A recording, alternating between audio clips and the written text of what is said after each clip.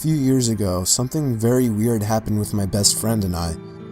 I was 15 years old. One night I decided to sleep over at my friend's house.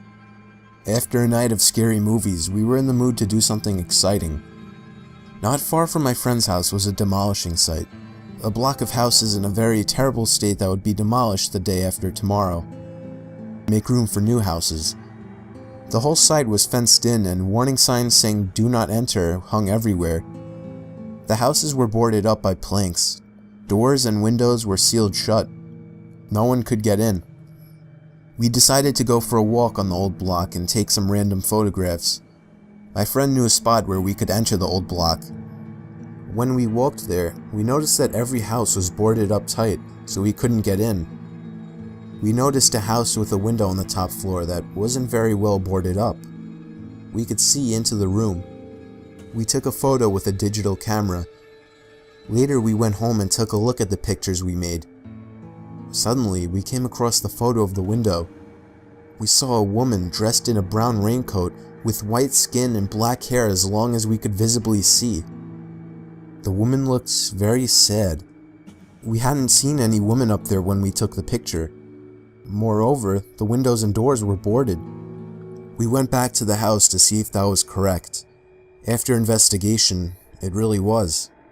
Everything was tied shut, and there was no woman.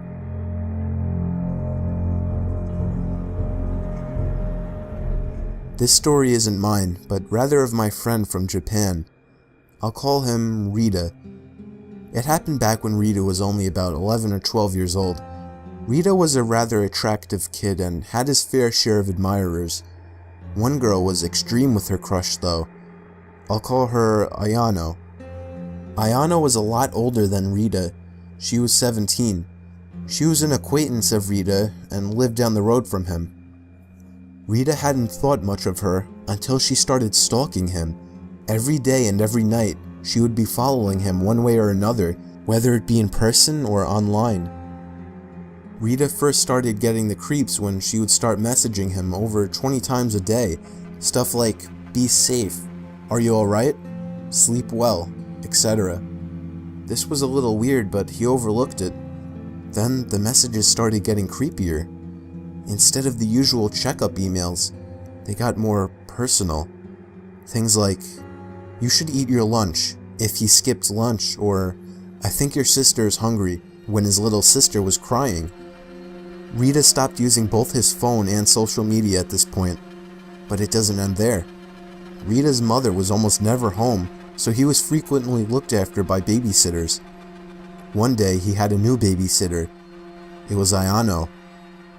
Nothing was particularly strange as she looked after him and his siblings, but she did get a lot closer to his mother than he would like. One day at school, Ayano approached Rita and told him that his mother would be out of the country for a week, and that she told her to let Rita stay at her house. Rita was hesitant at first, but hey, it was his mother's wish. He couldn't go against that. Ayano told him that his mother had already left, so he could go home with her after school that day. Rita reluctantly agreed and went home with her. When he got there, her parents weren't home. Things get a little blurry here as my friend choked up telling the story, as it still scares him today. He said Ayano would play weird games with him, stuff like Family, where she insisted she was the wife and he was the husband, as well as things like Cops and Robbers, and games to see who would get scared first, where she would blindfold him and leave him in a silent room for hours on end. It was 5 days into staying at her house, and Ayano had gone to her part-time job. She had left the doors locked and the windows were too high to jump from, so he just stayed in front of the TV, where he saw a chilling news report. It was a missing child report, the missing child being him. Before he had the time to catch the number to call, the TV switched off, and Ayano was standing behind him with the remote in her hand. Rita had freaked out, crying and screaming. Ayano held him, but he managed to wiggle from her grasp just in time to open a window and cry for help. Luckily for him, a couple were walking past, heard his cries and called the police. Within an hour, police arrived and found him locked in her bedroom with a blindfold and his hands tied. Due to Ayano still being a minor, Rita is unsure of what happened to her. He says he only remembers the police taking her away while his mother was hugging him. He moved to Australia after this and hasn't seen his kidnapper since, but he still cowers at the sound of her name. About 5 years ago, I lived downtown in a major city in the US. I've always been a night person, so I would often find myself bored after my roommate, who was decidedly not a night person, went to sleep. To pass the time, I used to go for long walks and spend the time thinking. I spent 4 years like that, walking alone at night, and never once had a reason to feel afraid. I always used to joke with my roommates that even the drug dealers in the city were polite. But all of that changed in just a few minutes of one evening. It was a Wednesday, somewhere between 1 and 2 in the morning, and I was walking near a police-patrolled park quite a ways from my apartment. It was a quiet night, even for a weeknight, with very little traffic and almost no one on foot.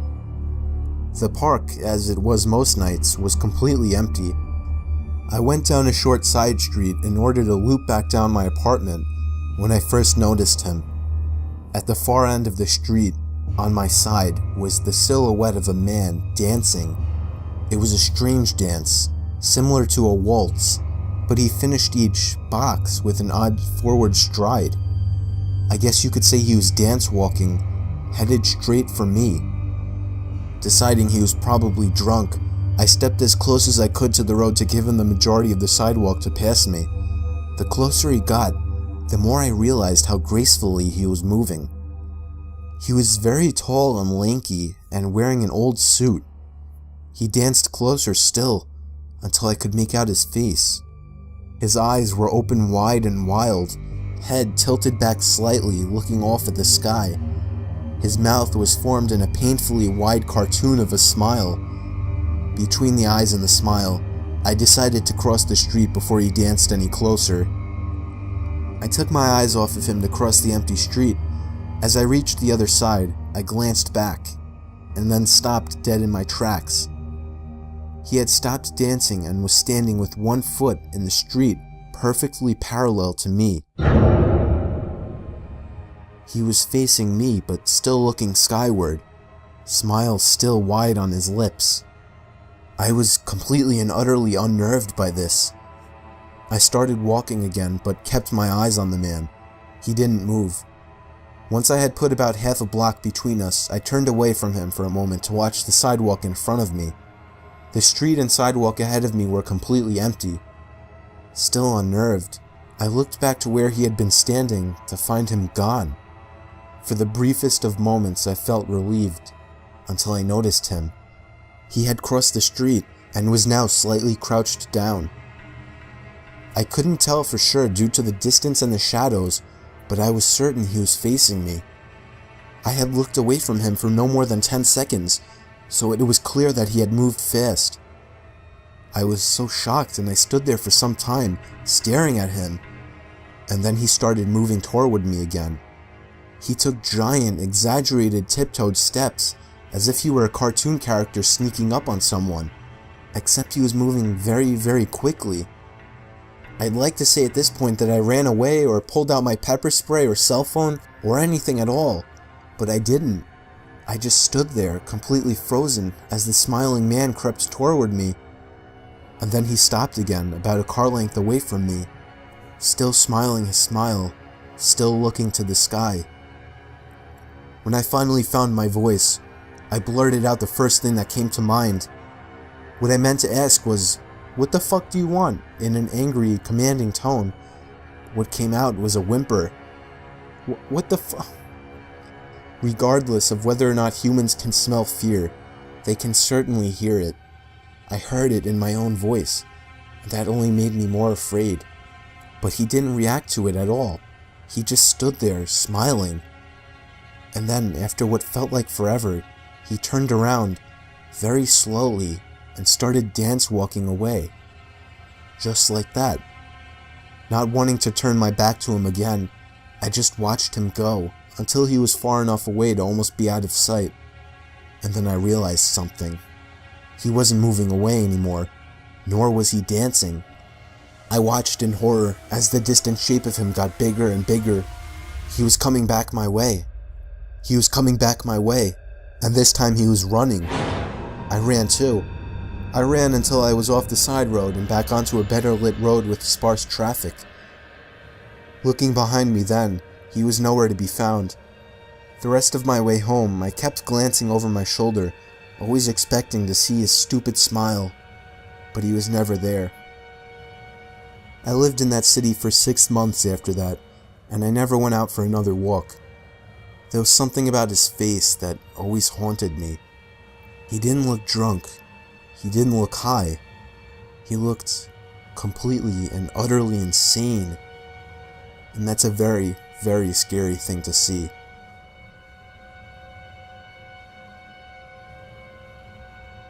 In the mid-80s, my mom was a cleaner in Australia.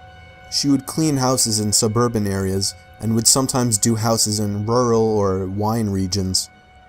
She would leave business cards at the local shops and got most of her business this way, and some through referrals and word of mouth. One day she got a call from a lady who sounded like she was around 60, asking Mom to clean her old farmhouse. She made a lot of odd demands, and Mom would usually meet clients before taking on new business. In this case, the lady did not want to meet my mom and said she would leave the keys under the front doormat. Mom agreed, mainly because the lady was quite obviously wealthy and was offering to pay Mom substantially more than she would reasonably expect. Mom went to the house on a Monday morning and said she already felt unnerved by the long driveway. The house was essentially in the middle of a very large and very empty property. She found the keys and started cleaning. About an hour into the clean, she hears the back door shut. Mom was told no one would be at the house, so she immediately felt unsafe. She stood frozen in the kitchen for what she said felt like 3 or 4 minutes, although she said it could have been much longer. There was no other car on the property. She wanted to leave immediately, but had 2 rooms left to do. Both were bedrooms. She said as time passed and she heard nothing else, she decided that perhaps it was nothing, or perhaps something had fallen and it wasn't the door after all. She walked up the hallway and stepped into the bedroom. All over the bed were black and white photos. As Mom got closer, she realized that the photos were all of her. Some were taken at our family home, and others were taken at other houses Mom would clean. Some through windows or over fences. She used the house phone to call the police and immediately drove to the end of the driveway. The lady ended up being investigated, but continued to claim that it was a break-in. After some time, the police stopped with their searching and we ended up moving to a new town 4 months later.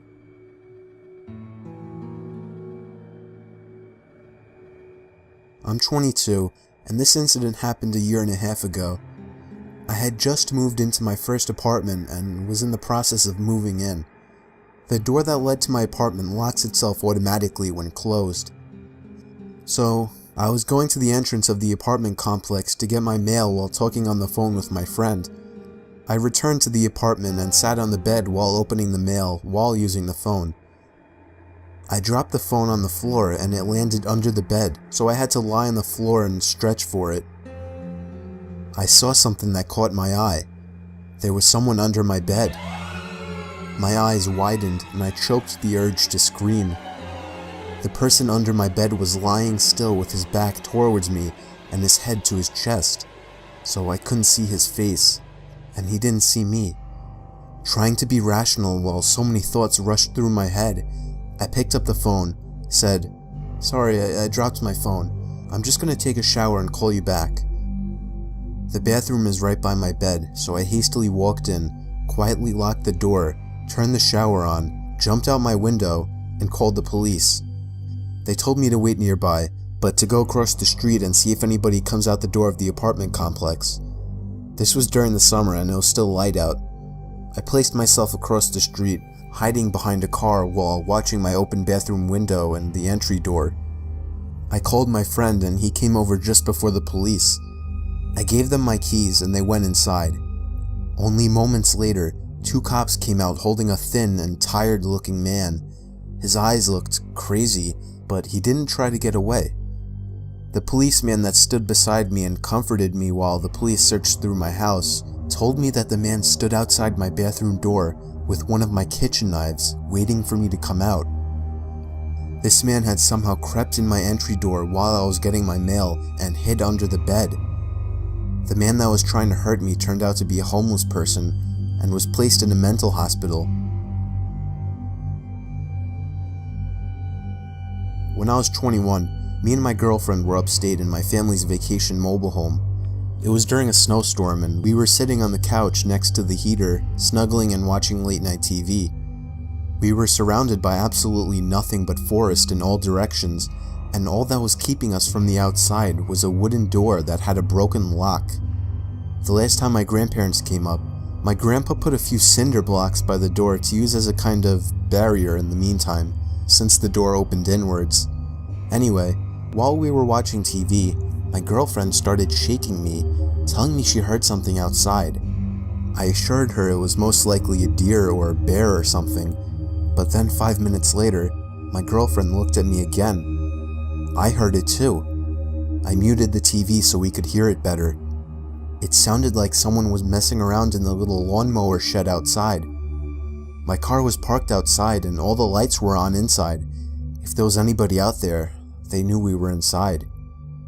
My girlfriend was urging me to go outside and check it out, but I told her she must be crazy to think that I was going out there. The sound stopped and there was nothing but the sound of the storm outside now. After a few minutes, I felt it safe to shut the inside lights and open the blinds to take a quick look outside, but it was too dark to see anything. I turned on the porch light and I was able to see a good portion of the front yard outside. There were footprints in the snow. Not animal footprints. They were clearly shoe prints, and they were headed in the direction of the backyard. I went to open the curtains to the backyard window, and when I did, I felt the urge to scream, but my girlfriend did instead. Even though there were no lights in the backyard, we could see a man dressed in all black and wearing a vendetta mask facing the window. I immediately shut the blinds and told my girlfriend to go hide in the bedroom, while I grabbed my grandpa's hunting rifle out of the closet. I pushed the cinder blocks and a bunch of other heavy objects in front of the door as a barricade, shut all the blinds and lights, and went to hide with my girlfriend in the corner of the bedroom. There was a bang at the front door. He was trying to bust open the door. I don't even think he tried the knob, but it didn't matter either way. After a few futile bangs to the door, it seems the man finally gave up. I stayed up that whole night with the gun by my side while my girlfriend slept. We packed and left first thing in the morning, but the scary thing, there was a fresh set of footprints leading from the front yard window out into the woods. I haven't been up there since, but my grandparents have, and they said that there was no sign of a break-in or anything missing. I don't plan on ever going back up there. Back when my grandma was still alive, I would always walk down the block to her house every day to help with various chores. There was this one day that I walked over to her house the same time I always did and decided to let myself in. I was surprised she left the door unlocked. She was a very paranoid old lady and normally kept everything locked. I saw her bedroom door was opened upstairs and I heard her opening and closing drawers and cabinets. I walked upstairs calling Grandma, and as I was about 5 feet from the door, she slammed her bedroom door shut. I knocked, asking if everything was alright, and at that moment my cell phone began to ring. It was my grandma's phone number. I was so confused, but I picked up the phone anyway. My grandma was on the other end, telling me not to come over that day, as she was walking over to her seniors club. I felt my heart skip a beat as she told me this. I hung up the phone before she could say anything else, remaining silent. I knew exactly what was going on. I played dumb and said, "Grandma, I'll be downstairs," and made my way to my grandma's kitchen to grab a knife and dial 911. It remained silent in the bedroom after what happened. The police arrived and burst into the bedroom, and the loud and sudden bang of a gunshot caught me off guard. When the paramedics arrived and wheeled out the intruder, I recognized the man's face. It was my grandma's next-door neighbor. Apparently, he saw that my grandmother had left the house and broke in to look for jewelry. And when the police broke into the bedroom, they found the man hiding next to the door with a large knife in hand. If I had walked into that bedroom, I would have been as good as dead. The most haunting memory of my life. Me and my wife were getting home from dinner out, and as soon as we stepped out of the car, we noticed that our front door to our house was open. I told my wife to wait outside while I ran inside and ran straight up to our bedroom, where I hid the shotgun. I loaded the gun and scanned every single room upstairs. There was no sign of anybody. I made my way down to scanning the main floor, followed by the basement. There was no sign of anybody, and there was nothing missing or moved. I called the cops, and when they arrived, I told them what happened, and they began to investigate some rooms upstairs, followed by the basement. Nothing was turned up.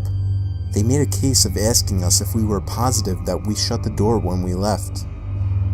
I myself was starting to have doubts, not completely sure if I had, but my wife remained confident that we had shut the door. The police seemed sure that if somebody had broken in, they didn't stick around long, as there didn't seem to be any signs of burglary. My wife was worried sick, crying that she wasn't comfortable being in the house. I comforted her the best I could, assuring her that whoever broke in the house left in a hurry. I finally fell asleep after hours of rolling around in the bed, but my sleep was immediately cut short by the disturbing scream of my wife. I looked at her, and she was staring intently in the direction of the closet. It hit me like a bullet just then. I had forgotten to check the second closet. I looked over and saw for the briefest second a man poking his head out of the closet before closing the closet door. Within 5 seconds, I had the shotgun loaded in hand and cocked it back to let the intruder know that I was armed. I screamed for him to come out, and just like that, the closet door opened, but instead of showing submission, he made a mad dash for the front door of the house. I could have shot him, but I didn't have it in me. He was never caught. He got away with it scot-free. I think having that gun saved us from a terrible fate. About a year ago, while still living under my parents' roof, I started experiencing some weird occurrences in my house, specifically my bedroom. While I was laying awake in my bed one late night, I heard a creaking sound coming from across the bedroom. My closet door had somehow been opened. When I got up to check it, I subconsciously checked for anybody inside my closet, even though I was 26 years old. Of course there was nobody inside, so I shut the door and went back to bed. Later that same night, I would hear rumbly, rattling noises coming from up above the ceiling. It sounded like something in the air ducts. It was a very strange sound. I really had no idea what to think about it, but as soon as it stopped, I kind of forgot about it quickly and fell asleep. In the morning, I did tell my dad about sounds in the attic the previous night, but annoyingly, he didn't seem too interested, or he just didn't take me very seriously. That night, I again lay in my bed awake, reflecting on life, when yet again, the slow creak of the closet door creeping open broke the silence. This time, I felt genuinely afraid. I knew the door was completely shut. It would take somebody twisting the doorknob for it to be able to push open. This time I took an extra careful look inside the closet for anybody, even though it wasn't a big closet and there really wasn't anywhere somebody could hide. I rationalized it as being a broken doorknob or something, and that same night, I again heard the rattling sounds coming from above the ceiling. It was exactly what happened the previous night. The next morning I convinced my dad to take a look at my closet door, but he quickly determined that the door was fine. When it was closed, he pulled on it, and it showed no signs of coming off the latch. Of course, he suggested that I was simply leaving the door unlatched, but I knew I wasn't. That night, I sat up, waiting for it to happen again, and right on cue, the closet door creaked open. I waited for the sounds above the ceiling, but there was just a long silence. I turned on my lamp and looked up to the air vents in my room, and I screamed at the top of my lungs. I could distinctly see two wide-open eyes peering through the vents at me.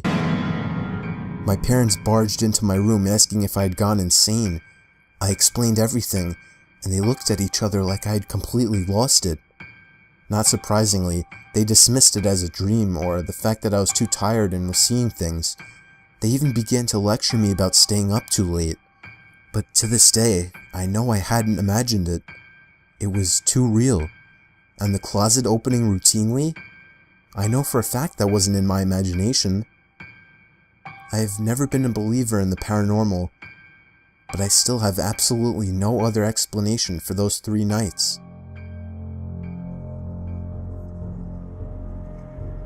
I live in the Poconos with my wife and kids. There's a small lake about a quarter-mile away from our backyard. I commonly take my kids down there to go swimming. Up until last week, that is. Now, I'm never letting them go down there again. I haven't told anyone about this in fear of sounding crazy. It was last Saturday. We went over to the lake and set up our chairs on the sand. It's like a little private beach in our own backyard. It's been amazing. Me and my wife sat in our beach chairs enjoying the sun while our kids were splashing around in the water. I always tell them not to go too deep. They're still young, 6 and 8. We sat there for a good 2 hours that day. Neither of us were in the mood to get wet. Eventually, my wife got tired and decided to walk back home.